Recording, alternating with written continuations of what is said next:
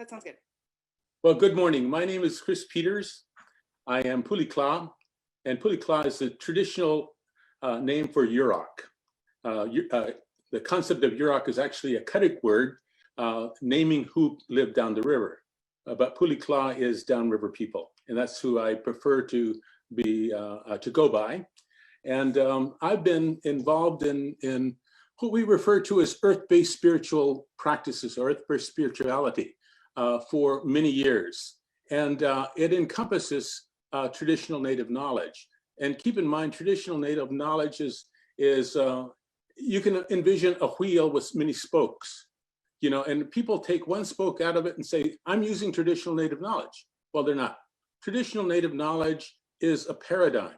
It's a whole way of thinking and a thought process that can't be applied individually, but is applied in its totality. So some of the concerns I have with the term is that people adopt certain aspects of traditional native knowledge and say they're using it. Well, fire, for example. The Forest Service says, hey, we're using traditional native knowledge. But until they adopt the worldview and the thought process that goes along with traditional knowledge, they're not even approaching the concept yet. Pulikla people lived in the lower stretches of the Klamath River for eons of time. We occupied that, and to the south of there, we refer to ourselves as Nurtner. I am Nurtner, and I am Pulikla. Nurtner is a word defining the people that lived on the coast and in the heart of Redwood Country, unfortunately, or fortunately, that is no longer in our ownership.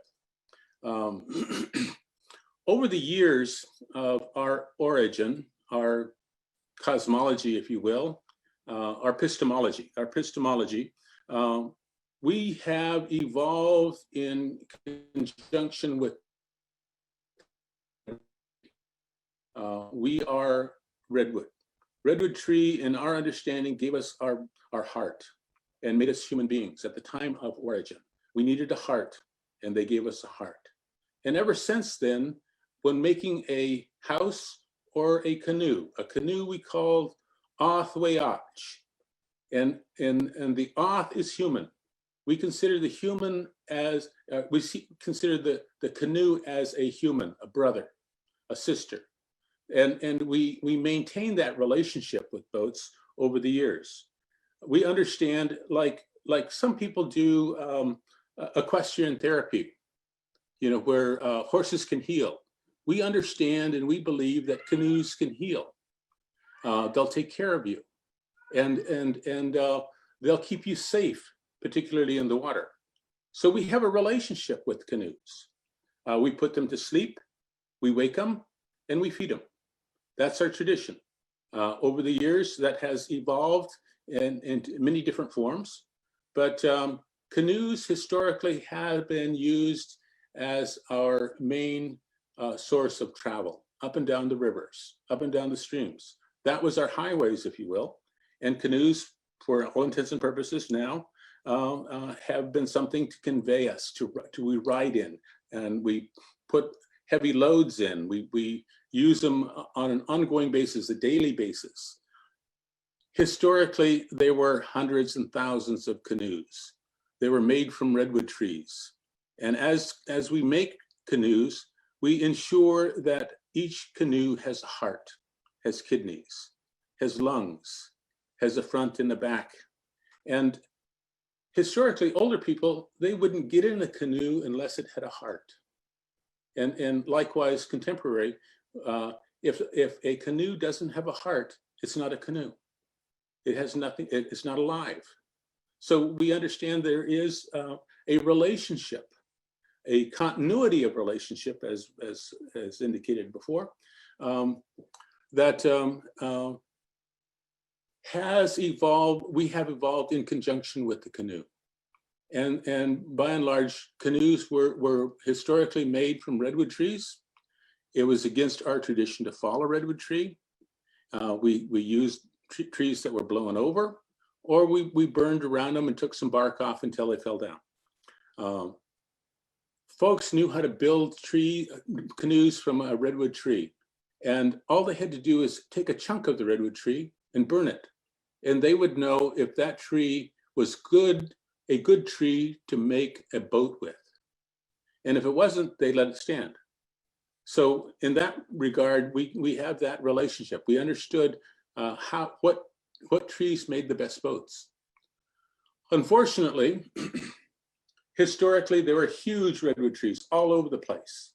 Many, many different redwood trees, and we could take our pick.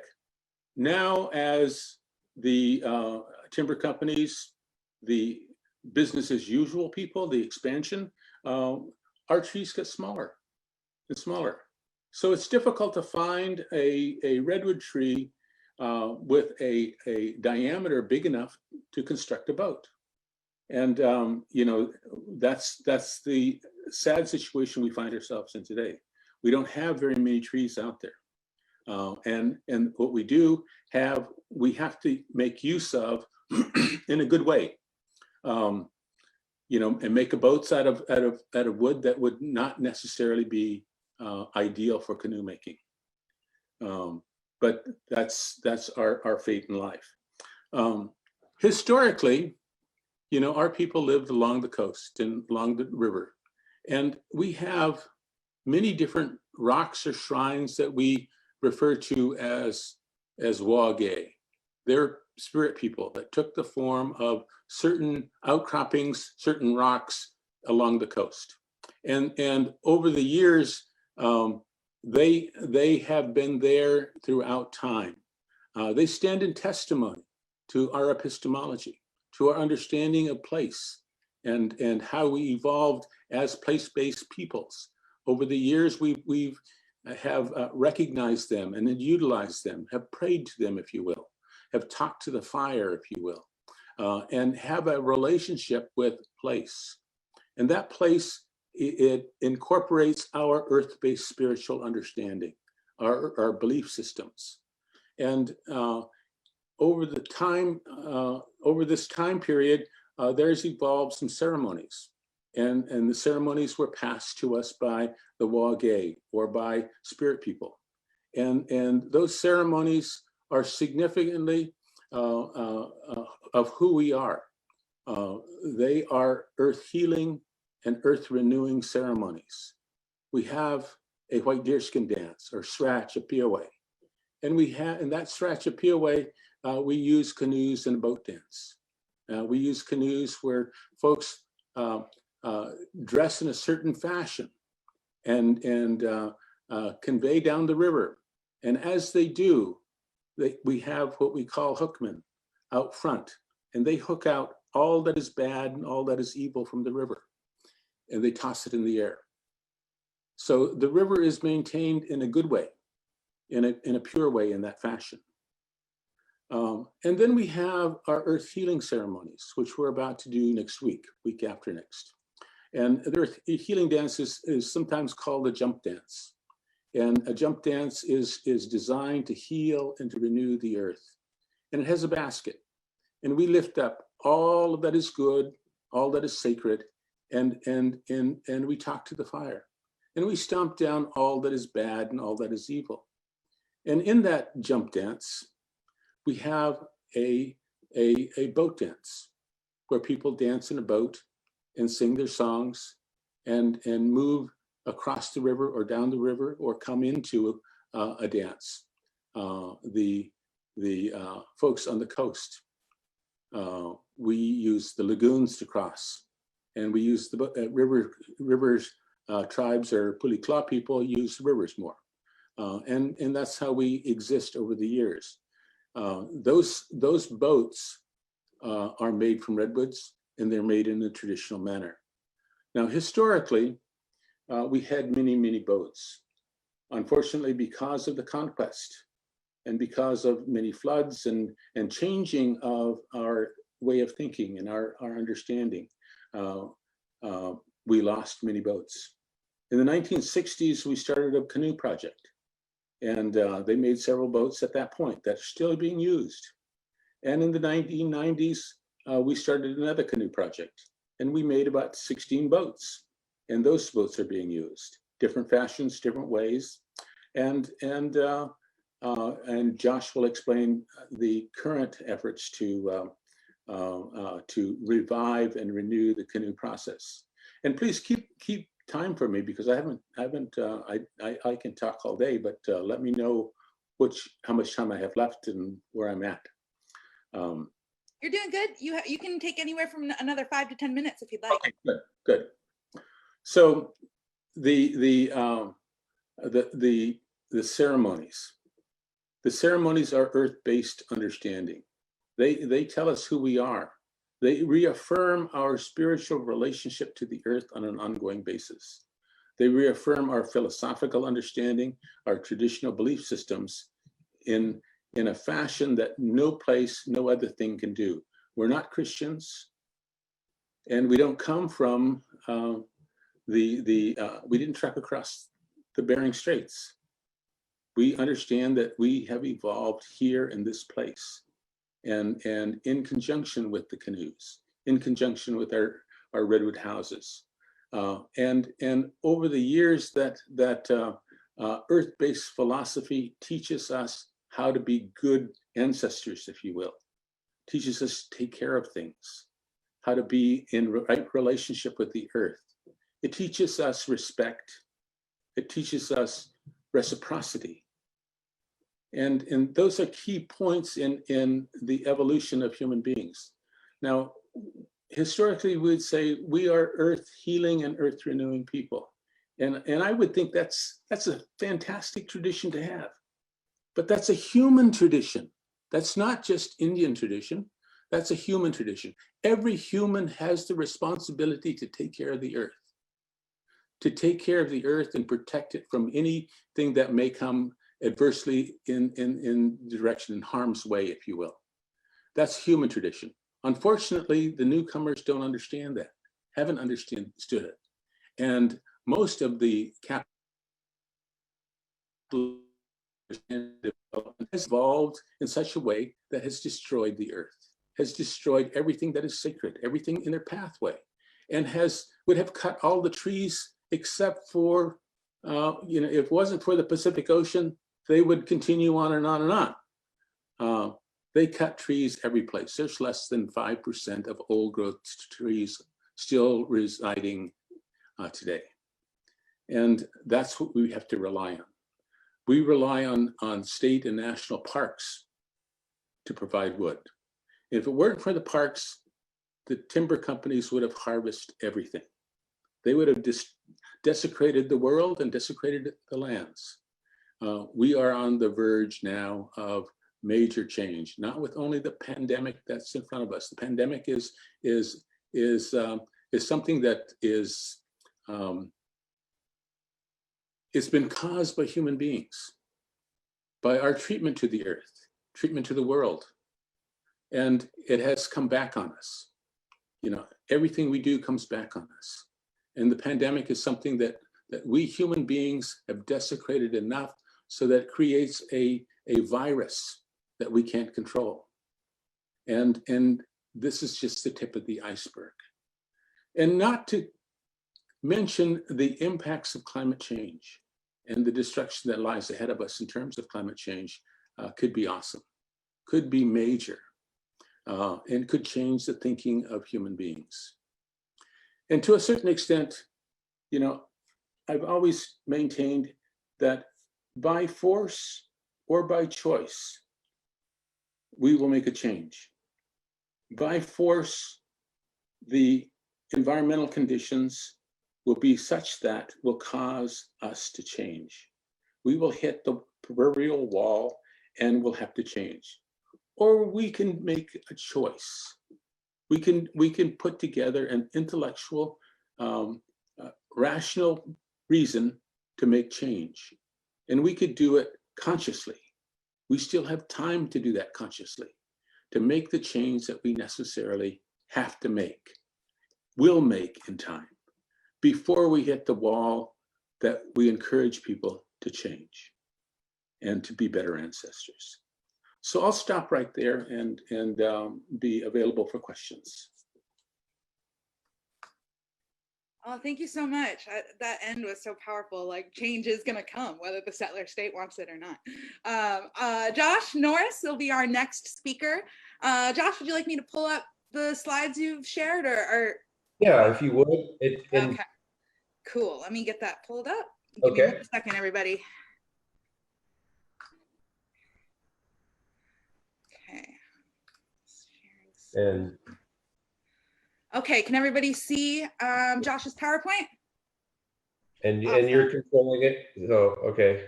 Okay. So did you? If you wanted to do it, I didn't know if it was easier for me. I'll tell you next. Okay. Thank you. Yeah, you can go ahead and so Chris explained what Ochwe is. So Ayukwi, friends and family. Today I'm going to share some of my perspective about the intersection of cultural revitalization on the river, economic opportunity, and decolonization. And so what I hope to pass along today is a definition of cultural heritage tourism that combines cultural revitalization with economic development as a way to continue cultural revitalization, make it stronger, and sustain our communities and make us stronger. So before I start, next slide, please. I want to say that I don't profess to be a cultural expert, and I'm not speaking for an entire group of people. I've been a teacher and an organizer and planner in Klamath for the last 15 years, and I was a teacher in Los Angeles before that. So my perspectives are a collection of all the learning I've been fortunate enough to experience throughout my life, and I welcome any criticism and pushback for what I say.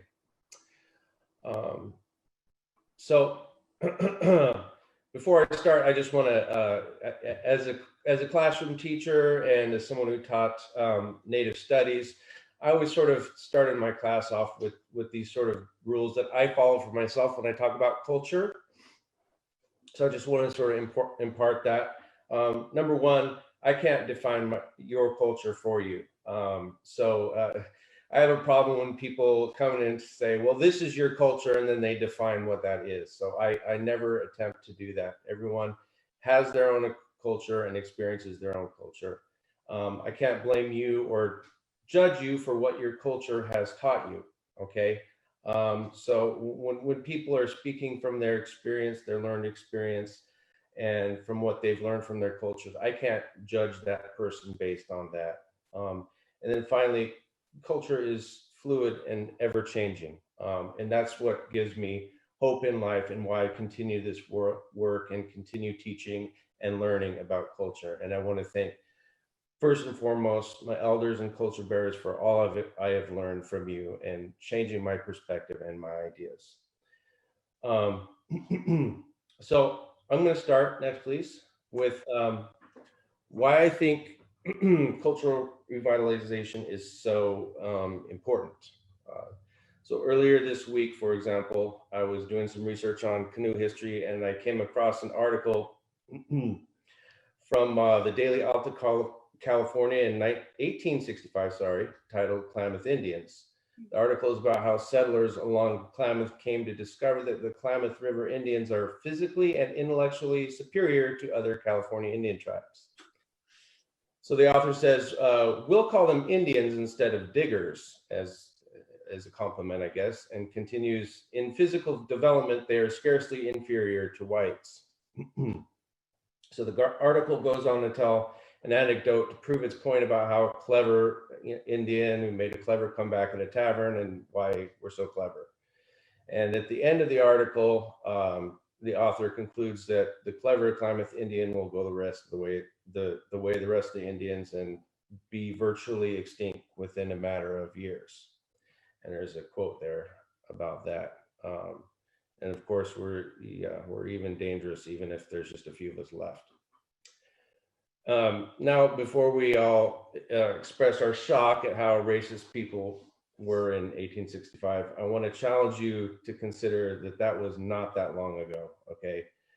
For Native people, 1865 was like yesterday. I want to also challenge you to consider that level of racism and that narrative of the extinct Indian continues today. Go ahead and next slide, please. Why else would I have had to prove to my high school students in inner city LA that natives still do exist, let alone still practice our traditional ways, and not horses and teepees, by the way. Why would my colleagues and I at Del Norte schools have to take it upon ourselves to write social science curriculum that accurately represents local native tribes and have to continue to fight for this curriculum to be taught to our own children in our own schools? We encounter racism throughout our lives, and it's compounded by the additional narrative that real Indians no longer exist. Take the Trees of Mystery in Klamath, for example, where the logo is the image of End of the Trail, famous painting that depicts a Plains Indian at the end of the Trail of Tears. Inside the museum at the Trees of Mystery, you'll find a collection of native cultural items encased in glass. This is the most popular tourist attraction in Klamath and the only experience most tourists have with any local native culture. Most of you probably recognize the iconic statue of Paul Bunyan and Babe the Blue Ox there. And so I live about half a mile from this museum, by the way. And the museum right now is totally packed. They get hundreds of people going through there every day, even through this pandemic. Now, people might say that, you know, this all seems pretty harmless. In fact, they might be well-intentioned, and it might be an intention to honor natives, right? Sound familiar? They don't cause direct harm the way poverty and direct racism and lack of resources do, but it perpetuates the racist myth that we're all too comfortable with, that the real Indians are dead, and Paul Bunyan, who symbolizes this unabashed expansion that Chris was talking about, is an American hero, right? And I'll touch back on that a bit later. So imagine growing up being told one narrative at home about the strength and power of your traditions and the struggles your ancestors endured, like forced relocation and boarding schools, and then being told another story outside your home within the dominant culture. Imagine being taught at school that the heroes of the country are the ones that enacted the policies that nearly destroyed your people, and then being treated like you don't know what you're talking about when you challenge this dominant narrative. I've had so many stories from students who've experienced in the classroom where they tried to say, well, this is what my family or what my culture says, and then the teacher challenges them and say, well, that's not really what your culture is about. Countless stories from my Klamath students on that. So this is what it's like to be surviving in two worlds. On top of that, imagine being told by the dominant culture that you're not a real Indian because real Indians don't exist anymore. This duality is not only painful to endure, but it's coupled with, you know, our living in poverty and enduring historical trauma. I think I can go to the next one now. Oh yeah, that's still the Trees of Mystery. I forgot about that one. Yeah, so that is I'm not sure if that is an actual canoe that was carved by a Yurok or not, but it has a narrative there. And clearly, if you know something about our canoe traditions and you read that narrative, it's not accurate. So revitalization of our cultural practices can serve as a means of healing and creating a new reality for us. Teaching Indigenous languages in schools is proven to be effective in improving academic outcomes. When the kids' cultures are validated in schools, there's obvious benefits to self-esteem and engaging with their learning. This is why I'm deeply grateful to the efforts of the Yurok Tribes Language Program, for example, for working diligently on revitalizing our languages and bringing language classes to our local schools, and those in higher education teaching or taking Native studies. I know this is making a difference in our kids' lives. Thank you. Those of you out there who are doing that. So next slide, please. Our Yurok cultural practices are beautiful. Our ceremonies, songs, food, and knowledge of the land are what sustains us and provides meaning and gives us hope. You can go to the next one, I think. And I'm ever grateful for the reemergence and resurgence of our traditions and and especially because a lot of them were almost lost. I'm especially thankful to those in Chris's generation who made sure this knowledge was passed along to my generation. Thank you. However, next slide, please. There are tremendous challenges, and that's acorn paddle carving. Next one. I'll walk Glenn Moore, who's a canoe carver. Next one, please. Okay. We still face tremendous challenges in trying to keep these traditions alive. Cultural practice not only requires the recovery of cultural expertise, which is often scarce or forgotten, but also takes a tremendous amount of time and resources, which are also scarce. Time is one of the most limiting factors in what we can do to revitalize traditional cultural practices. Traditionally, people who specialize in basket weaving or regalia making or canoe carving dedicate their lives to perfecting their crafts. And I'm in awe when I think about the amount of time our present day artisans devote to their craft and often wonder how they do it. So often our interface with these cultural practices is fleeting and limited to a few workshops or classes, or when we get home from long day work and we can't dedicate the amount of time necessary to really perfect it. Next one, please, I think.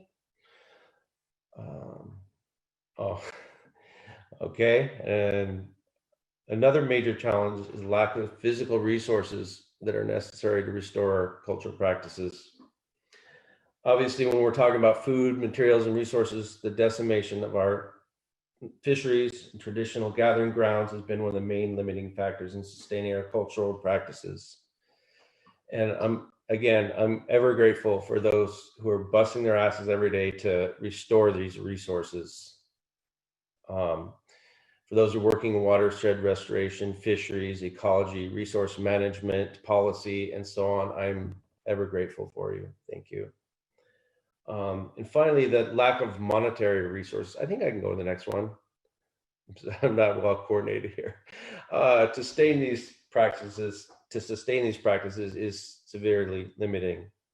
We occasionally get a grant to pay for cultural experts to teach a skill or a class or workshop here and there, but they're not paid enough to make a living off of it and afford the necessary materials to sustain their practice every day. And when it comes to building redwood dugout canoes, of course, all of these issues have severely limited the practices, as Chris has alluded to. Over the last 40 to 50 years, we've lost a majority of those who had firsthand knowledge about canoe carving. The skills were only passed on to a few remaining individuals, mainly because of a lack of time and resources, namely the lack of available redwood logs with the quality needed to carve canoes. Today, there's only 2 living treble members who are considered master carvers. There's one of them in the picture there, Porty Blake. And many would-be carvers have had to wait 10 years or more to get a log suitable for carving.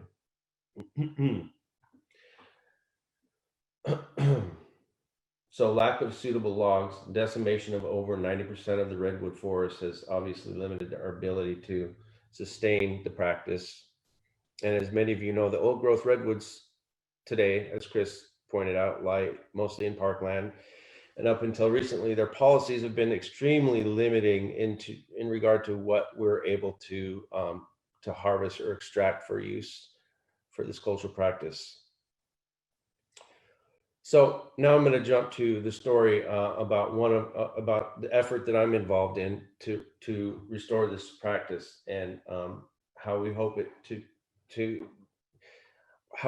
it will make this practice sustainable and carry on and spread and grow.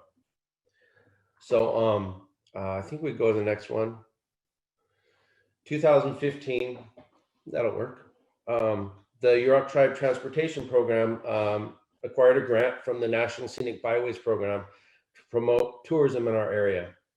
And part of that grant was used to conduct a feasibility study into running a traditional dugout canoe tourism business.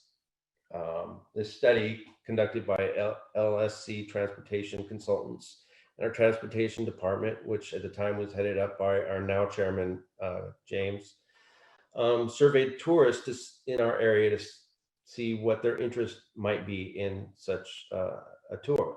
The response was resoundingly positive. The majority surveyed said they would pay, and there was like, I think there was over 100 people surveyed, said they would pay over 100, and they would pay $100 to $125 to $150 for the opportunity to take a 2-hour tour in a redwood dugout canoe. So as soon as I heard about this idea, I was stoked. I was immediately hooked into it because, you know, all my experience as an educator, as an organizer, I had seen and, you know, experiencing this frustration of people trying to bring back these cultural practices, but facing severely limited resources, as I said before. This just seemed like all of those things, we might be able to solve all those problems by having this sort of tourism industry grow. So this year, 5 years later, was supposed to be our opening year. We went ahead and did a business plan. We got everything planned out. We got logs to carve canoes. We actually have carvers carving canoes right at this moment. So immediately when we started implementing our business plan, some of those sort of log jams, I guess that's I don't know, good analogy, but that we faced sort of started clearing. People became very receptive to the idea, and all of a sudden more opportunities opened up. And I think the important thing, next slide, please. I'm not sure what, okay, no, you can go back to that first, the last one, please, because that's an example. Yeah, that one. Okay. So one of the opportunities that opened up is that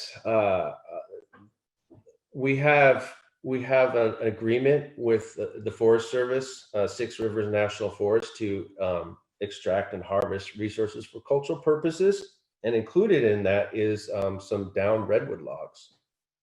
Well, a number of things sort of happened that went our way. They got a new director, and we have some real advocates. But I really think that what was the tipping point was that we're going to make this process of harvesting the logs, of carving the canoes, and providing the experience of being in a canoe to the public. And I think that really, made an impression on people, and they're really grateful for it. So we got approved to harvest up to 6 logs from the Redwood Experimental Forest here in Klamath, which actually lies somewhere behind our Trees of Mystery. So the logs that you see in that picture there are actually some of those logs, and they're sitting on our watershed. And we contracted our watershed department to help us pull those out. And so this project has actually employed a lot of people in doing something that, and learning about something that is culturally valuable. And like I said, now we have 2 carvers working on contract, Porty Blake and Dave Severns, who learns from master carver George Wilson. And so there's carving going on. There's learning about carving going on. We've had kids. I think I might have some pictures of kids. If you could flip to the next slide or two. They might be out of order. Sorry. Oh, I guess I didn't put them in. I'm sorry. Okay. So anyway, well, we've had school groups come in and carve with our carvers. We've had tourists come in, and it's been a positive experience. And just recently, we were scheduled to open, of course, in June 1st. And obviously that didn't happen because of COVID-19. However, we have been able to continue with our, oh, I forgot to mention another opportunity to open up is we got a grant from the national parks called the Maritime Heritage Grant. And that was to actually train apprentices in carving and paddling canoes. And actually you see a picture right there of what we're doing now as a result of this grant. We've got these guys from the Ancestral Guard who are learning and teaching the practice of canoe paddling, navigating. They're also developing curriculum about culture, history, and our fisheries issues, and all kinds of things that we could share with people who come through. And in that way, we're providing a counter narrative that to the sort of narrative you saw there at Trees and Mystery. And the other thing that we're doing is we are practicing our social distancing and wearing our mask, by the way, as you can see, is we're providing rides to local community folks here in Klamath and other tribal members as well. And we're learning from them. So we have elders, for example. The other day we had an elder in our canoe and we were going down the river, and she grew up in Waukell and telling us all these stories about Waukell and the floods. And Waukell, sorry, is a village along the Klamath. And so we're learning all that and taking it in and documenting it, and we're going to be able to share that with other people. It's just been a really a beautiful experience. And so that's been actually one of my favorite parts of this journey so far, is being able to interact with the community and people that come through. I just think that the learning has exploded exponentially, and it's just created a great opportunity. I think I'll stop there. I'm not sure how much time I have left.